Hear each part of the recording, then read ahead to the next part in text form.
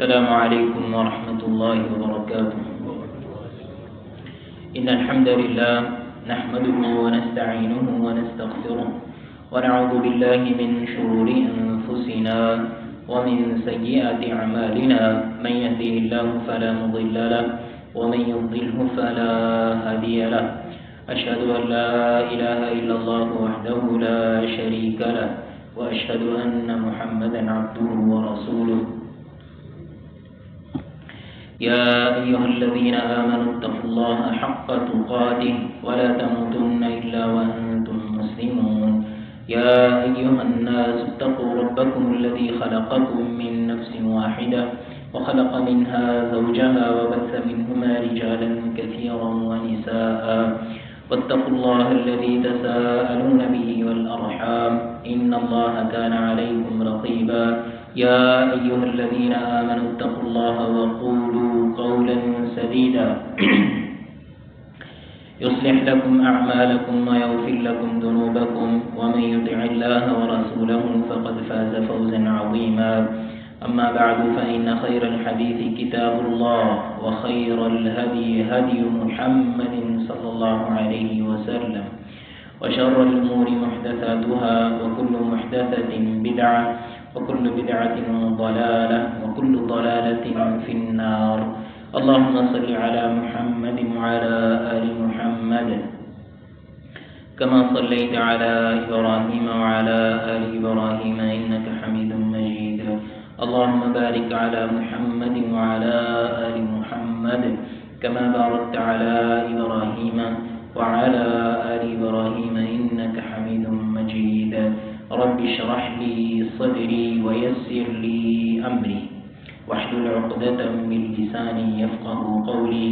سبحانك لا علم لنا إلا ما علمتنا إنك أنت العليم الحكيم. أعوذ بالله السميع العليم من الشيطان الرجيم.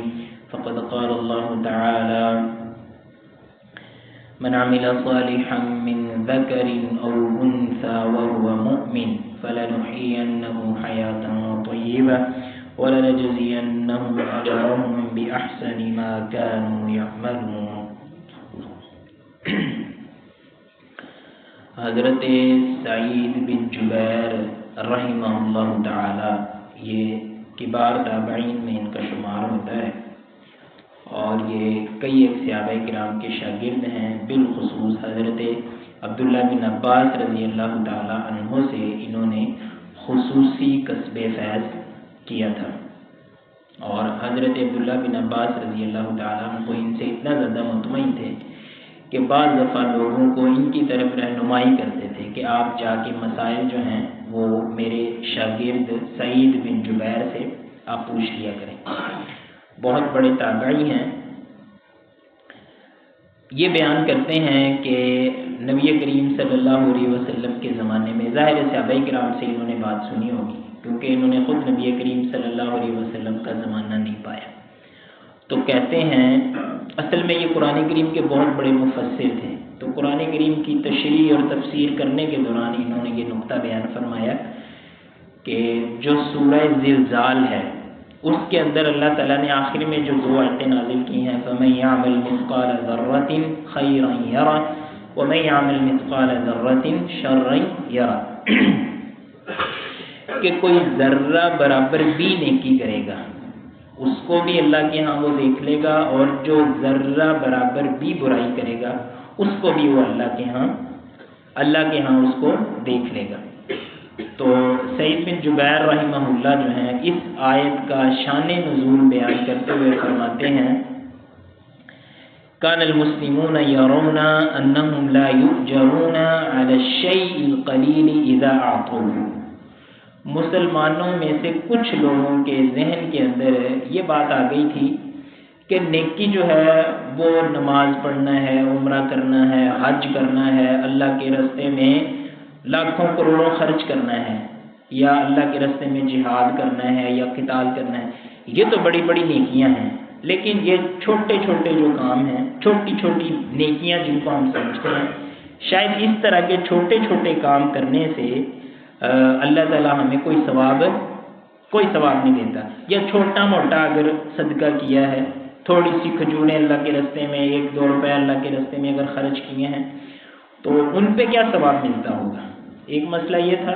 تو دوسری طرف کچھ لوگ اس طرح کے تھے وَكَانَ آخَرُونَ يَرَوْنَ أَنَّهُمْ لَا يُلَامُونَ عَلَى الذَّنْبِ الْيَسِيرِ، کچھ دوسری طرف لوگ اس طرح کے تھے، وہ یہ سمجھتے تھے کہ یہ جو چھوٹے چھوٹے گناہ ہیں نا، بڑا گناہ کیا ہے؟ کسی کو قتل کر دینا، کوئی بدکاری کرنا، کوئی اس طرح کے وہ بڑے بڑے گناہوں کو گناہ سمجھتے تھے۔ چھوٹے چھوٹے گناہ جو ہیں اس کی باقاعدہ انہوں نے مثال بھی ذکر کی ہے، الکذب والنظر والغیبہ واشباہیہ، یعنی جو روز مرہ کی کوتاہیاں ہیں ان کو وہ اس طرح کی کوتاہیاں نہیں سمجھتے تھے۔ مطلب بات کرتے کرتے آپ نے کسی کو ہنسانے کے لیے جھوٹ بول دیا، یا ویسے ہی آپ نے بات کرتے کرتے جس کو ہم چھوٹا موٹا جھوٹ سمجھتے ہیں اور جو ہم روزانہ جو ہے وہ ہم میں سے بعض لوگ تھوک کے حساب سے بولتے ہیں، تو وہ سمجھتے تھے کہ اس میں کوئی حرج نہیں، بالکل ہماری والی سوچ جس طرح کہ ہم سمجھتے ہیں کہ کوئی غلط نہیں، اس کی خیر ہے، اس سے کچھ بھی نہیں ہوتا۔ یا بد نظری کرنا، کسی ایسی چیز کو دیکھنا کہ جو ہمارے لیے جائز نہیں ہے، تو وہ اس کو گناہ نہیں سمجھتے تھے۔ ایون کہ غیبت کرنے کو، یعنی غیبت کو وہ بہت بڑا گناہ سمجھتے تھے، لیکن غیبت کی کچھ ایسی صورتیں تھیں جن کو وہ غیبت نہیں سمجھتے تھے، یا اس طرح کی غیبت نہیں سمجھتے تھے کہ جس کو بہت بڑا گناہ شمار کیا گیا۔ تو یہ سوچ موجود تھی، تو اللہ تعالیٰ نے پھر یہ آیات نازل فرمائی فَمَن يَعْمَلْ مِثْقَالَ ذَرَّةٍ خَيْرًا يَرَهُ۔ تم یہ جو باتیں کہہ رہے ہو نا، یہ ساری کی ساری چیزیں ذرے سے تو بڑی ہیں نا۔ ذرہ آپ سمجھتے ہیں؟ ذرہ ایک ایسی چیز ہے جو انسان کو ویسے نظر ہی نہیں آتا۔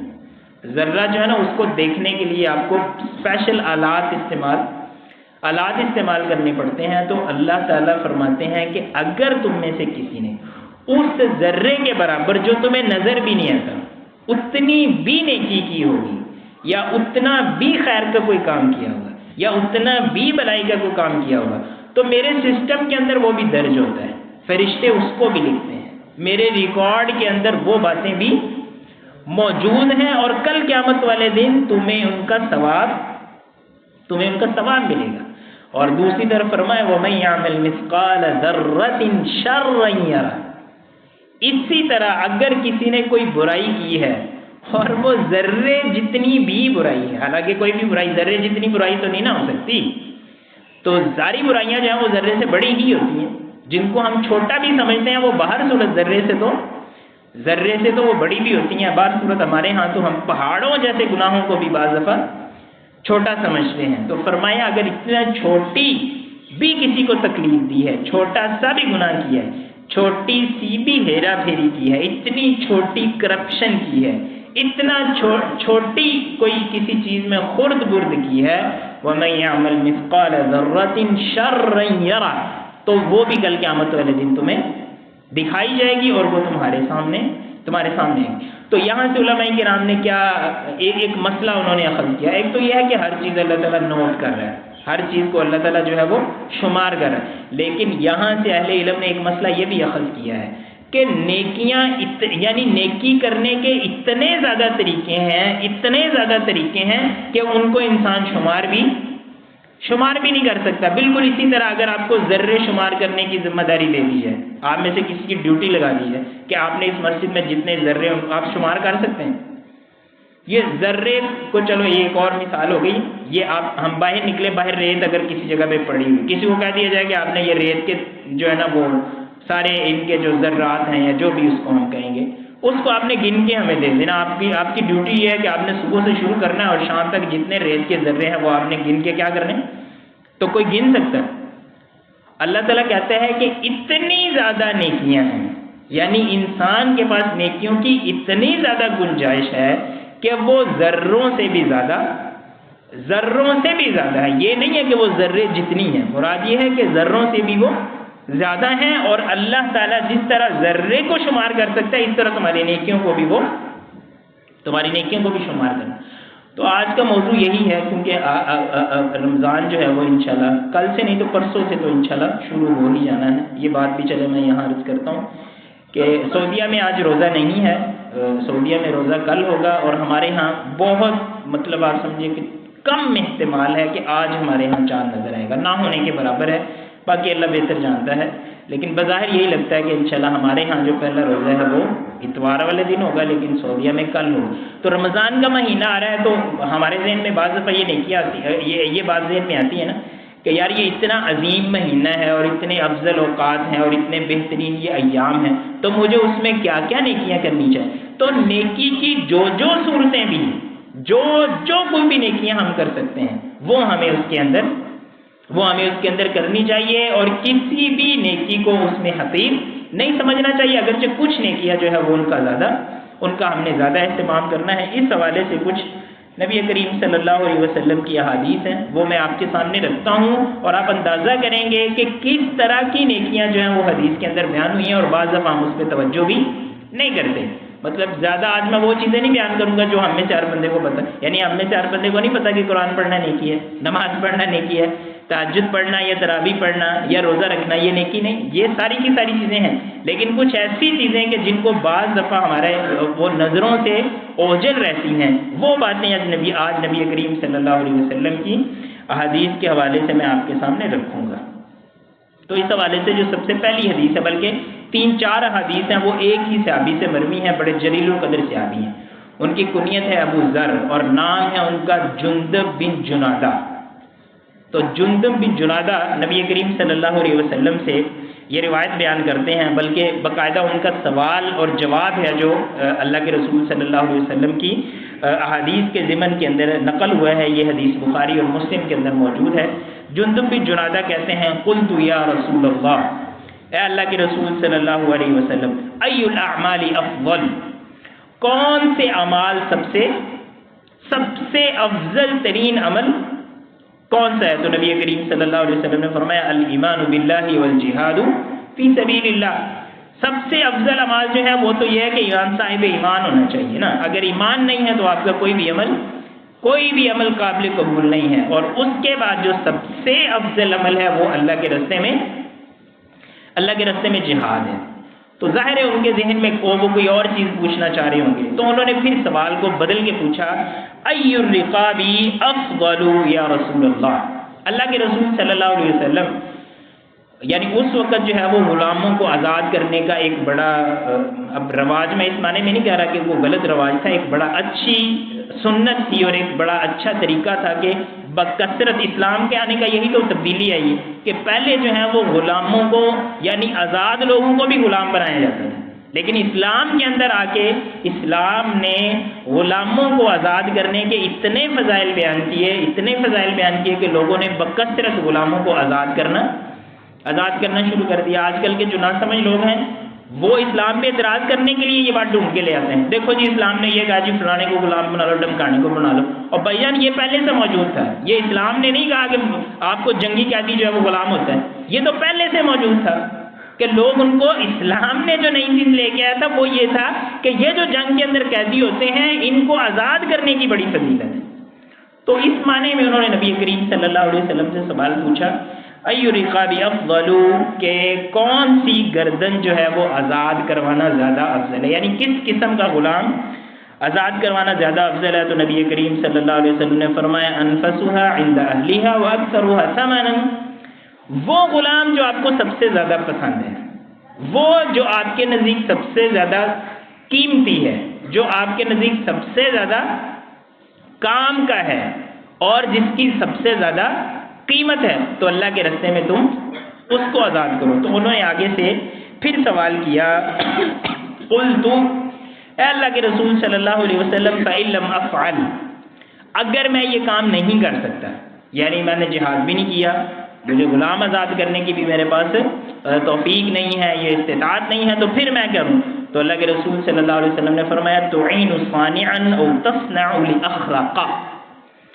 اب یہ بالکل آپ سمجھے کہ ایک معاشرتی سطح پہ آ کے نبی کریم صلی اللہ علیہ وسلم نے سوال کا جواب دیا کہ دیکھو معاشرے کے اندر انسان جو ہے وہ انسان کی دوا ہے، انسان کے لیے آپ سمجھیے کہ ایک ٹول ہے کہ انسان دوسرے انسان کے لیے ایک رہنمائی کا بہت بڑا ذریعہ ہے۔ تو فرمایا کہ دیکھو اگر آپ کو اپنے ارد گرد نظر آئے کہ کوئی بندہ کوئی مفید یا ضرورت کی چیز بنا رہا ہے تو تم اس کی مدد کرو، تعین صانعا، تم کوئی اچھا کام کرنے والے کی مدد کرنا شروع کر دو. کوئی ہنر مند ہے، وہ اچھا کام کر رہا ہے معاشرے کے فائدے کے لیے، لوگوں کے فائدے کے لیے، اسلام کے فائدے کے لیے، مسلمانوں کے فائدے کے لیے کوئی اچھا کام کر رہا ہے، کوئی ویلفیئر کا کام کر رہا ہے، کوئی اور اس طرح کے جتنے بھی اچھے کام ہیں. اب یہ اچھے سے مراد آپ سمجھیں گے اسلام جس کو اچھا سمجھتے ہیں، یہ وہ والے اچھے نہیں ہیں جو ہمارے ہاں سوسائٹیوں کے اندر کیے جاتے ہیں، جو ویلفیئر کے نام پہ کیے جاتے ہیں، جو صدقات و زکوٰۃ جو ہیں وہ آپ سمجھیے کہ چیریٹی جن چیزوں کے نام پہ اور فنون لطیفہ اور آرٹ وغیرہ، وہ نہیں اچھے کام. ہم ان کو اچھے سے مراد یہ کہ اسلام جس کو اچھا سمجھتا ہے. تو فرمایا کہ اچھا کام کرنے والا، کوئی اچھا ٹول بنانے والا، کوئی اچھی چیز بنانے والا، کوئی ایسی چیز بنانے والا کہ جو اسلام کے لیے، مسلمانوں کے لیے، مسلم معاشروں کے لیے، مسلم کمیونٹیز کی ضرورتوں کو پوری کرنے کے لیے اگر کوئی بندہ کوئی چیز بنا رہا ہے تو آپ اس کی مدد کریں گے، آپ کی طرف سے ایک بہت بڑی نیکی ہو جائے گی. اور آگے کیا فرمایا او تصنع لاخرق، یا پھر ایسا شخص ہے کہ اسے ضرورت ہے، کسی چیز کی اسے ضرورت ہے لیکن وہ بنا نہیں پاتا، تو آپ اس کو بنا کے دے دیں. یہ بھی آپ کی طرف سے اس کے لیے بہت بڑی نیکی ہوگی. اب یہ خالص جو ہے نا وہ اسلامی کام تو ہے ہی، لیکن یہ ایک معاشرتی کام ہے جس کو لوگ انسانی کام کہتے ہیں. دیکھو جی، ہم اسلام کی بنیاد پہ نہیں، ہم انسانیت کی بنیاد پہ. مسئلہ یہ ہے کہ اگر آپ کو اللہ نے انسانیت کی سمجھ دی ہوئی ہے اور انسانیت کی آپ مدد کرنے کا کوئی جذبہ آپ کے اندر موجود ہے تو وہ ساری کی ساری چیزیں پہلے سے اسلام نے بیان کی ہوئی ہیں.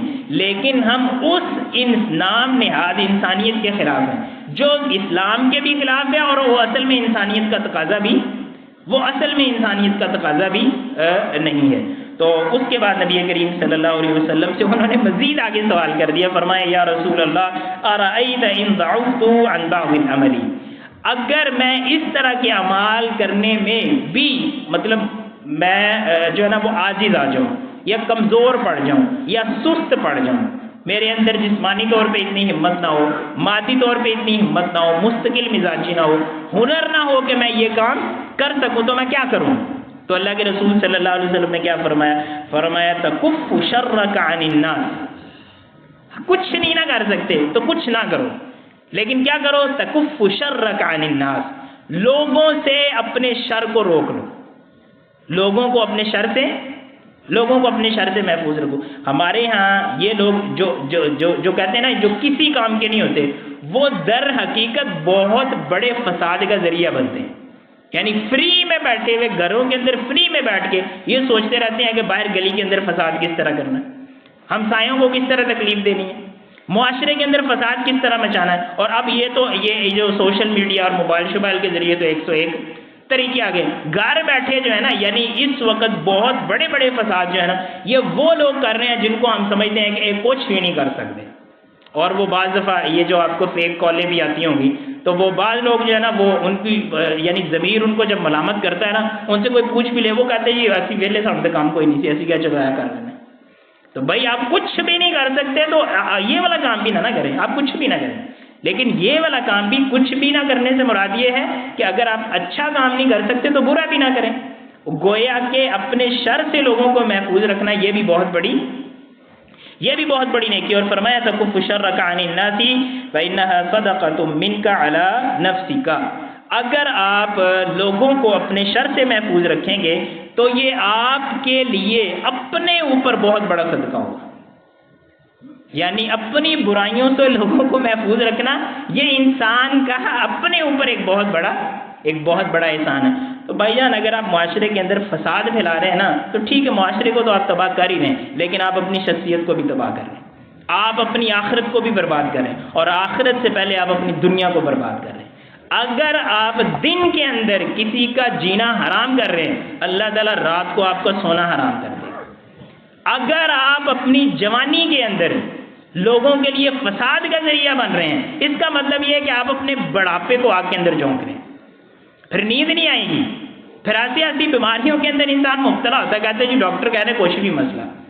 تو بھائی مسئلہ خود آپ کو پتا ہے، لوگوں کو نہیں پتا، لیکن تمہیں خود پتا ہے. تمہاری آنکھوں کے سامنے فلم چل رہی ہے کہ تمہارے ساتھ کیا کیا مسئلے ہیں اور تم نے لوگوں کو کس طرح تکلیف دی ہے. تو وہ ساری کی ساری چیزیں جو ہے نا، یعنی وہ مطلب فوراً ہی جو ہے وہ چیزیں اللہ تعالیٰ لوگوں کے سامنے کرنا شروع کر دیتا ہے. تو اس معنی میں یہ کہا گیا کہ اگر آپ کچھ بھی نہیں کر سکتے تو حقیقت میں آپ جو ہے نا وہ کچھ بھی نہ کریں، یعنی لوگوں کو شر کی طرف بھی لے کے نہ آئیں. اور یہ لوگوں کے اوپر تو آپ کا احسان بعد میں ہوگا، اپنے اوپر سب سے پہلے احسان ہوگا. تو یہ نبی کریم صلی اللہ علیہ وسلم کی ایک حدیث تھی جس میں ہمیں پتہ چلا کہ نیکی کرنے کے کیا کیا طریقے ہیں. یعنی کچھ تو حقیقت میں ہمیں نیکیاں بتائی نہیں، لیکن کچھ بھی کرنے کی توفیق نہیں مل رہی میرے بھائیوں، تو کم از کم برائی ہمیں نہیں کرنی چاہیے. اور رمضان کے اندر بھی اسی طرح ہوتا ہے. آپ دیکھیں گے کہ لوگوں کو رمضان کے اندر بھی شرم نہیں آتی، رمضان کے اندر بھی حیا نہیں آتی. مسلمانوں کے لیے آسانی کرنا تو چلے دور کی بات ہے، معاشرے کے لیے کوئی مفید کرنا تو دور کی بات ہے، لیکن کم از کم جو ہے وہ اپنے شر سے دوسروں کو محفوظ رکھنا چاہیے. اور نبی کریم صلی اللہ علیہ وسلم کی اس حوالے سے کتنی حدیثیں ہیں کہ وہ بندہ جو ہے اس کے اندر کوئی خیر نہیں ہے کہ جس کے ہمسائے اس کی شرارتوں سے محفوظ، جس کے ہمسائے، اور فرمایا واللہ لا یؤمن، واللہ لا یؤمن، ایسا شخص ایمان والا نہیں ہو سکتا کہ جس کے ہمسائے جو ہے وہ اس کی شرارتوں سے محفوظ نہیں رہتے. اور یہ میں کل پرسوں کسی کی بات سن رہا تھا، نبی کریم صلی اللہ علیہ وسلم کی حدیث کے بعد کسی بات کی گنجائش نہیں ہے، لیکن وہ سمجھانے کے لیے ایک جملہ ہے. کوئی بندہ جملہ بول رہا تھا اور وہ بڑا مجھے اچھا لگا کہ اگر آپ کسی محلے کے اندر رہتے ہیں تو اس طرح رہیں کہ لوگ آپ کے رہنے پہ شکر ادا کریں. اس محلے کے اندر رہنے پہ آپ کے لوگ کیا کریں؟ شکر ادا کریں. آپ کے رہنے پہ لوگ صبر نہ کریں کہ یار ساڈا تے صبر ہی ہے، یا اللہ اینو چوکلا، یا اللہ اس کو یہاں سے اٹھا لے، یا اللہ یہ یہاں سے دفع ہو جائے. اگر باہر نکلتے ہوئے کوئی نوجوان جو ہے یا کوئی نوجوان بیٹی جو ہے، بالخصوص اگر میں یہ بات کرتا ہوں، اگر نوجوان بہن یا بیٹی کو کسی گلی کے اندر نکلتے ہوئے، کسی محلے کے اندر نکلتے ہوئے، کسی جگہ پہ جاتے ہوئے وہ خدشات اور خطرات لاحق ہیں، تو اس کا مطلب یہ ہے کہ اس محلے اور ماحول کے اندر رہنے والے جو لوگ ہیں وہ، اس کا مطلب یہ ہے کہ ان کی عادات صحیح نہیں ہیں، ان کے اعتبار صحیح نہیں ہیں، ان کے معاملات صحیح نہیں ہیں، ان کے شر سے لوگ محفوظ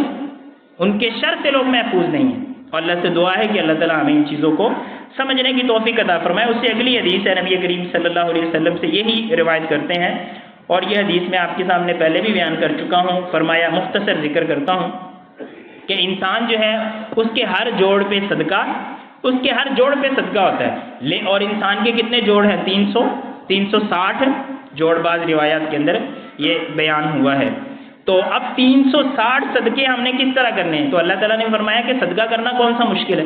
میں نے تو تمہیں یہ بھی نہیں کہا کہ کم از کم 1 روپیہ دو گے تو پھر ہی صدقہ ہوگا، پھر بھی تمہیں 360 روپے دینے ہی پڑیں گے. فرمایا کل تسبیحۃ صدقہ، ایک دفعہ سبحان اللہ کہہ دینا یہ بھی صدقہ ہے.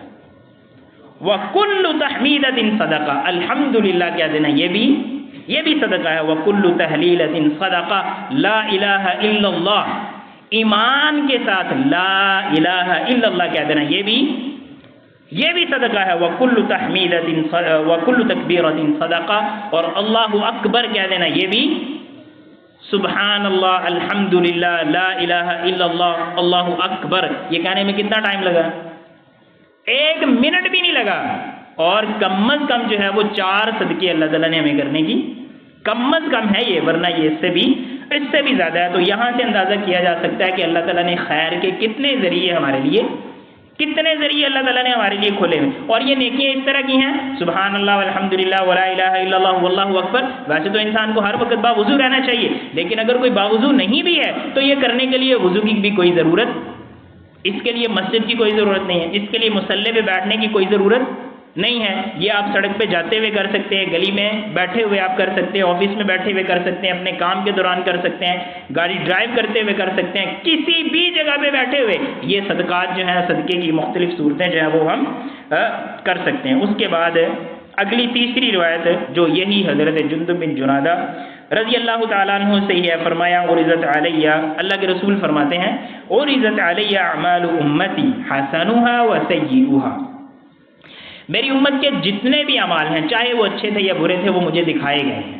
کہ بھئی میری امت کون کون سے اچھے اعمال کرے گی اور کون کون سے برے اعمال کرے گی، وہ سارے کے سارے مجھے دکھائے گئے ہیں. فرمایا فوجدت فی محاسن اعمالها، تو جب میں نے نیکیوں کے رجسٹر دیکھے ہیں، ان کی میں نے فہرست دیکھی ہے، تو اس کے اندر مجھے کس قسم کی نیکیاں نظر آئی ہیں؟ ان کے اندر مجھے یہ نیکی بھی نظر آئی ہے الاذى یماط عن الطریق، رستے کے اندر کوئی تکلیف دہ چیز پڑی ہوئی ہے، کسی نے ہٹا کے سائڈ پہ کر دی ہے، یہ بھی بہت بڑی نیکی ہے۔ اور اس پہ کتنا ٹائم لگتا ہے؟ رستے میں آپ سمجھیں کہ کوئی جو ہے نا وہ کوئی بھی چیز پڑی ہوئی ہے، کوئی چھوٹی موٹی چیز پڑی ہوئی ہے، کوئی پتھر پڑا ہوا ہے، کوئی اینٹ پڑی ہوئی ہے، کوئی بھی چیز جو ہے نا چھوٹی موٹی چیز، کوئی بھی ایون کہ کیلے کا چھلکا پڑا ہوا ہے جو کسی کے لیے بہت بڑی جو ہے وہ زخم کا یا بہت بڑے حادثے کا ذریعہ بن سکتا ہے، اس کو بھی اگر اٹھا کے ہم سائڈ پہ کر دیتے ہیں تو یہ کتنی بڑی نیکی ہے۔ لیکن آپ اندازہ یہ لگائیں کہ اس کے برعکس اگر آپ کوئی چیز کھا رہے ہیں اور اس کے چھلکے پھینکتے جا رہے ہیں تو آپ اپنے لیے کتنی برائیاں اکٹھی کر رہے ہیں۔ یعنی دونوں سائڈیں ہیں چیز کی، دونوں سائڈیں، ایک طرف دیکھیں تو نیکیاں کتنی زیادہ ہیں اور دوسری طرف دیکھیں تو برائیاں بھی، اور برائیاں اکٹھی کرنے کے لیے ہم کتنا زیادہ کرتے ہیں اور نیکیاں اکٹھی کرنے کے لیے ہم کتنی توجہ کرتے ہیں۔ تو کم از کم جو ہے چلے، اگر ہمیں یہ توفیق نہیں ملتی کہ ہم کوئی اینٹ روڑا یا کوئی چھلکا یا کوئی پتھر یا کوئی لکڑی یا کوئی سریا یا کوئی کیل یا کوئی بھی چیز جو ہے وہ اٹھانے کی توفیق نہیں ملتی، تو کم از کم ہم پھینکے تو نا۔ اور آپ مجھے یہ بتائیں نا کہ یہاں پہ ہماری جو سڑکوں پہ گند پڑا ہوتا ہے یہ کون پھینک کے جاتا ہے؟ یعنی اللہ نے شیطان کی تو ذمہ داری لگائی ہوئی نا کہ بندوں کو گمراہ کرنا ہے، تو کیا شیطان اس طرح بھی کرتا ہے کہ جیڑا گند ہونا تھا ہوندا سارا ایسے سوٹے جاتے؟ اس کا مطلب یہ ہے کہ یہ سارے کے سارے کام کرنے والے کون ہیں؟ اور بھائی جان یہ ہم میں سے ہی لوگ ہیں نا، کیلے کے چھلکے پھینکنے والے کون ہیں؟ دوسری تکلیف دہ چیزیں پھینکنے والے کون ہیں؟ گاڑیاں جہاں سے گزرنی ہے وہاں پہ کیل رکھنے والی شخصیات کون ہیں؟ یہ سارے کے سارے آئنسٹائن کون ہیں جو سمجھتے ہیں کہ بھئی یہاں پہ کیل رکھیں گے تو گاڑیاں پنکچر ہوں گی؟ آپ مجھے یہ بتائیں نا کہ گاڑی پنکچر کرنے کا کسی کو کیا فائدہ ہوتا ہو؟ اور جس کی گاڑی پنکچر ہوتی ہے اس کو کتنا نقصان ہوتا تھا۔ گاڑی کسی کی کھڑی ہوئی ہے، جاتے جاتے اس کو کوئی نہ کوئی چیز مار کے تو اس کا شیشہ توڑ کے چلے جانا، اور کچھ بھی نہ ہو، چابی ہاتھ میں پکڑی ہوئی ہے، جاتے ہوئے اس کو سکریچ ڈال کے چلے جاتے۔ تو یہ ساری کی ساری چیزیں جو ہے یہ ہم کیا کر رہے ہیں؟ یہ کسی کی گاڑی خراب نہیں کر رہے، اپنی آخرت برباد کر رہے ہیں۔ یہ کسی کے رستے میں کانٹے نہیں بچھا رہے، یہ گویا کہ اپنی قبر کے اندر ہم کانٹے بچھا رہے ہیں۔ اللہ سے دعا ہے کہ اللہ تعالیٰ ہمیں ان باتوں کو سمجھنے کی توفیق عطا فرمائے۔ تو فرمایا کہ جو اچھے اعمال ہیں ان کے اندر ایک یہ بھی ہے الاذى یماط عن الطریق، وہ تکلیف دہ چیز جس کو رستے سے ہٹا دیا جاتا ہے۔ ووجدت فی مساوی اعمالها، اور برے اعمال کے اندر یہ بھی چیز ہے النخاعۃ تکون فی المسجد لا تدفن، کہ آپ مسجد کے اندر، آج کل تو الحمدللہ ماحول اس طرح کا ہو گیا، چلیں لوگوں کو سمجھ آ ہی گئی ہے، لیکن پہلے جو ہے وہ مسجدیں کچی ہوتی تھیں اور کچی جگہ ہوتی تھی تو لوگ وہیں پہ تھوک اور اس طرح کی چیزیں پھینک دیتے تھے۔ تو فرمایا کہ یہ بھی بہت بڑی برائی ہے جس کے اوپر لوگ توجہ نہیں کرتے تھے۔ اس کے بعد اگلی حدیث ہے نبی کریم صلی اللہ علیہ وسلم سے ہی، یہی حضرت جندب بن جنادہ جو ہیں یہ روایت کرتے ہیں، اور اس کو میں مختصر کرتے ہوئے پھر اسی پہ ہم بات ختم کر لیتے ہیں۔ جندب بن جنادہ رضی اللہ تعالی عنہ ہی بیان کرتے ہیں لا تحقرن من المعروف شیئا، یعنی کچھ چیزیں تو بیان کر دی گئی نا کہ یہ نیکی ہے اور یہ اس طرح کرنا چاہیے۔ فرمایا ہر وہ چیز جو اچھا کام ہے، چاہے وہ چھوٹا ہے یا بڑا ہے، آپ اس کو حقیر نہ سمجھے۔ فرمایا لا تحقرن من المعروف شیئا، کسی بھی اچھے کام کو حقیر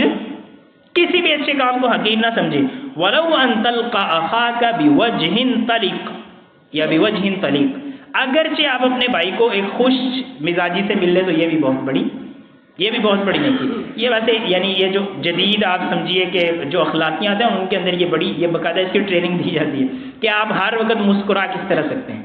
وہ باقاعدہ اس چیز پہ ٹرین کیا جاتا ہے کہ آپ کو اپنے چہرے کو کس طرح رکھنا چاہیے، منہ کو کس طرح رکھنا چاہیے، ہونٹوں کو کس طرح رکھنا چاہیے، تاکہ آپ ہر وقت مسکراتے ہوئے نظر آئیں۔ تو چلے یہ اچھی چیز ہے، آپ اس کو اپنی کاروباری مجبوری سمجھتے ہوئے نہیں، بلکہ اس کو اللہ کے رسول صلی اللہ علیہ وسلم کا اور شریعت کا ایک حکم سمجھتے ہوئے ہر شخص کو اچھے طریقے سے خوش مزاجی سے ملیں، اس کو سلام کریں، اس کو ویلکم کریں، اس کو خوش آمدید کہیں۔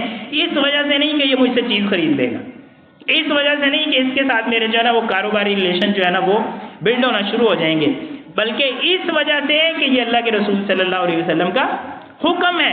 یہ مان کے اگر ہم یہ کام کریں گے تو ظاہر اگلے جو فائدے ہیں وہ تو اللہ تعالیٰ نے ہمیں دینے ہی دینے ہی دینے ہیں۔ اللہ تعالیٰ سے دعا ہے کہ اللہ تعالیٰ ہم سب کو توفیق عطا فرمائے۔ آمین وآخر دعوانا ان الحمد للہ رب العالمین۔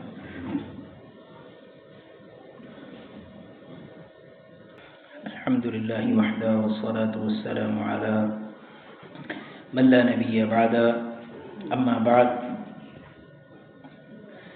جیسا کہ میں نے عرض کیا کہ رمضان بالکل قریب ہے، اور اس حوالے سے بہت ساری باتیں کہی جا سکتی ہیں، لیکن میں مختصراً صرف یہی عرض کرتا ہوں کہ کوشش کیجئے کہ رمضان میں داخل ہونے سے پہلے جو ہمارا نامہ اعمال والا رجسٹر ہے نا، وہ بالکل صاف ہونا چاہیے، وہ گندا نہیں ہونا چاہیے۔ اس کے اوپر کیا لکھا جانا ہے؟ اس کے اوپر ہماری تراویحیں لکھی جانی ہیں، رمضان کے روزے لکھے جانے ہیں، ہمارے اور بڑے بڑے جو نیک اعمال اللہ تعالیٰ ہم سب کو توفیق دے، اس کو صاف ستھرا رکھیں۔ یعنی اتنے عظیم اعمال کے لیے یہ نہ ہو کہ جو رجسٹر ہمارا، آپ سمجھے کہ رمضان کا جو پہلا روزہ ہے نا، جس کے اوپر یہ لکھنا ہے کہ اس نے پہلے دن تراویح پڑھی ہے یا اس نے روزہ رکھا، اس کے پیچھے لکھا ہوا ہو معاذ اللہ کی، یعنی ایسی چیزیں لکھی ہوئی ہوں کہ جن کا ذکر کرنا بھی انسان بعض دفعہ نامناسب سمجھتا ہے۔ تو رمضان آنے سے پہلے رمضان کی تیاری کا ایک مقصد یہ بھی ہوتا ہے۔ اس میں پچھلی دفعہ اس پہ مستقل اسی موضوع پہ میں نے سارا جمعہ پڑھایا تھا، تو مناسب نہیں سمجھتا کہ ہر دفعہ ہر رمضان میں ہم آٹوں کی طرح لگ جائیں گے، وہی موضوعات وہی چیزیں۔